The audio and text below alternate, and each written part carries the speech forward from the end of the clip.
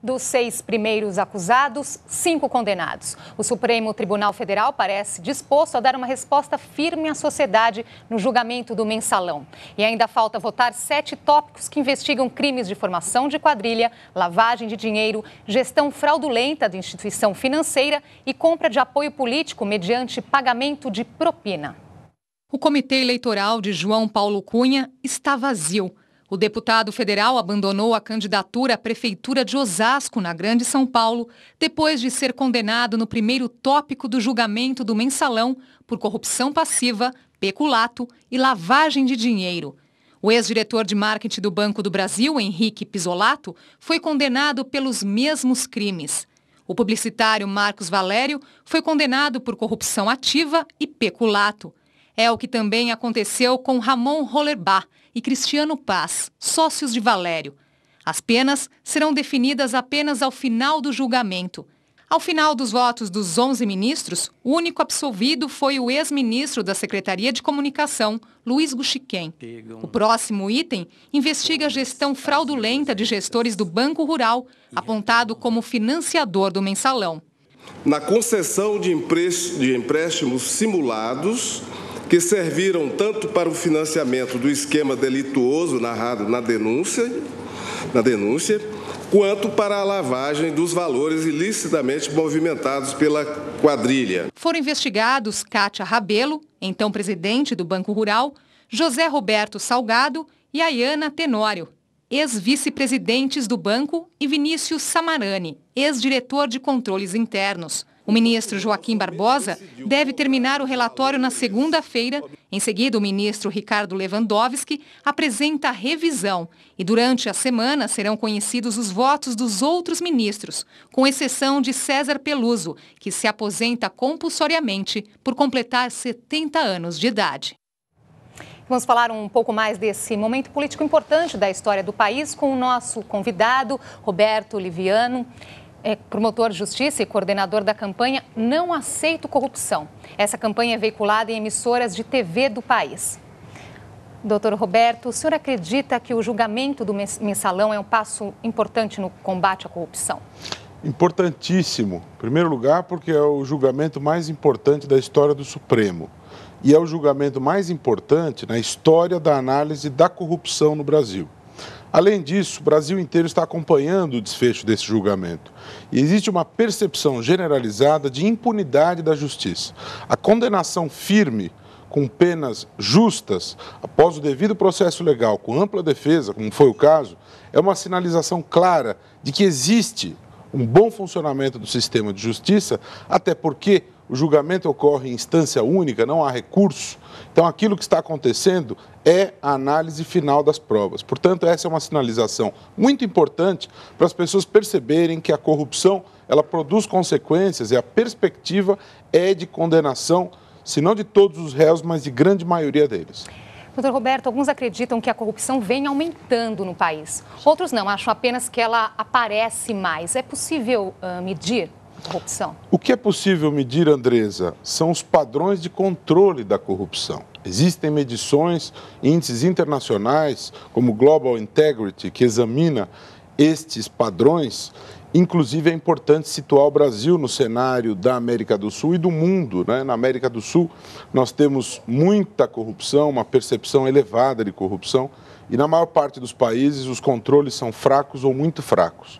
À exceção da Argentina, Chile e Colômbia, em que os controles são fortes, são muito eficientes. No Brasil, os controles são considerados moderados. Por quê?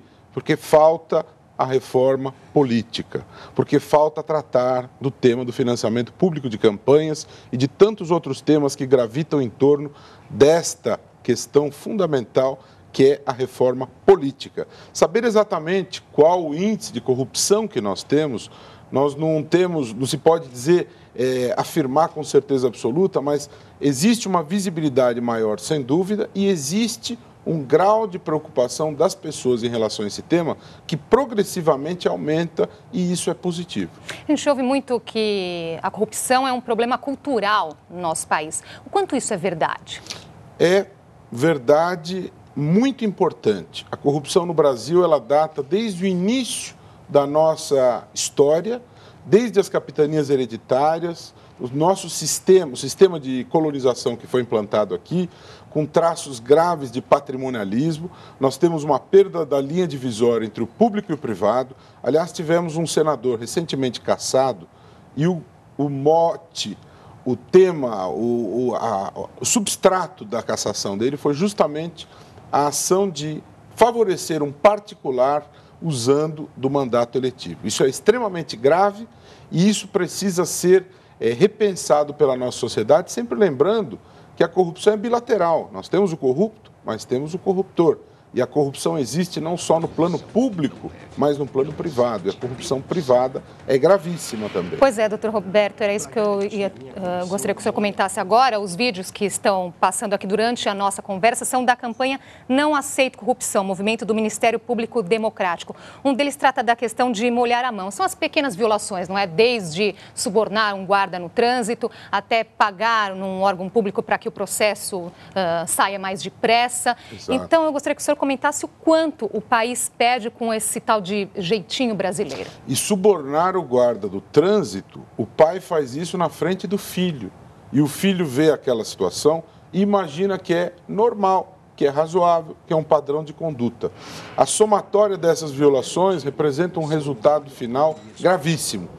Corrupção nós temos no mundo inteiro, isso não é um fenômeno exclusivamente brasileiro, mas aqui nós temos traços característicos, ela é totalmente capilarizada, ela está presente no varejo, nos pequenos exemplos. Isso precisa ser revertido. Revertido como? Educando para a cidadania. É necessário que não só a escola, mas a família mostre quais são os valores éticos que devem prevalecer. Que a ideia de levar vantagem sempre, o jeitinho brasileiro, não deve prevalecer. Nós vamos mudar esta maneira, esta mentalidade que é absolutamente ruim para a ideia de respeitar o interesse público. Precisamos implantar e ter sempre esta ideia do coletivo e não apenas a ideia da existência individual. Tá certo, eu gostaria aqui de dar, o Ministério Público tem um site para receber denúncias de corrupção, doutor Roberto? O movimento do Ministério Público Democrático criou um site para esta campanha, que é o nãoaceitocorrupção.com.br, e lá as pessoas encontram numa das páginas o mapa do país, em cada uma das unidades da federação, em cada um dos estados, em havendo denúncia sobre corrupção naquele estado, é possível encaminhar essa denúncia, inclusive de forma anônima, e ela será recebida pelos 27 ministérios públicos estaduais, que com certeza darão encaminhamento devido, porque afinal de contas o lema da campanha, não aceite, não leve, denuncie. Então é necessário que haja este canal de denúncias também para que as pessoas possam exercer a sua cidadania, não só repensando a questão da corrupção, mas também denunciando concretamente. Tá certo. Doutor Roberto Liviano, muito obrigado pela sua participação aqui no Jornal da Cultura. Agradeço e convido os telespectadores a aderirem, compartilhando, multiplicando e não aceitando corrupção, propagando sempre esta ideia em prol do país. Tá certo, muito obrigada. O resgate de um momento que o país não deve esquecer. Na próxima semana será lançado o livro Vala Clandestina de Perus, Desaparecidos Políticos, um capítulo não encerrado da história brasileira. Em 1990, no dia 4 de setembro, foi aberta a Vala de Perus, localizada no cemitério Dom Bosco, na Zona Oeste. Lá foram encontradas 1.049 ossadas de indigentes, presos políticos e vítimas dos esquadrões da morte. Quem acompanhou os 20 anos de governo autoritário, viu desaparecer tantas pessoas e andou procurando, agora não podia deixar de comover-se diante de uma vala comum em que eles foram lançados sem o respeito devido. É o fato de trazer à luz um passado triste, muito recente, que a gente não quer ver nunca mais se repetir em nosso país. De 17 de setembro de 1990 a 15 de maio de 1991, a CPI do Legislativo paulistano, aqui no Palácio Anchieta da Câmara Municipal de São Paulo, ouviu vítimas, algozes, cúmplices, localizou corpos e também um centro de tortura até então desconhecido. Foi, à época, a maior investigação sobre os crimes da ditadura militar no Brasil. Então esse livro retoma uma discussão que não foi encerrada. Então, é a busca da verdade, a responsabilização das pessoas que praticaram esses crimes, o direito das famílias enterrar seus parentes.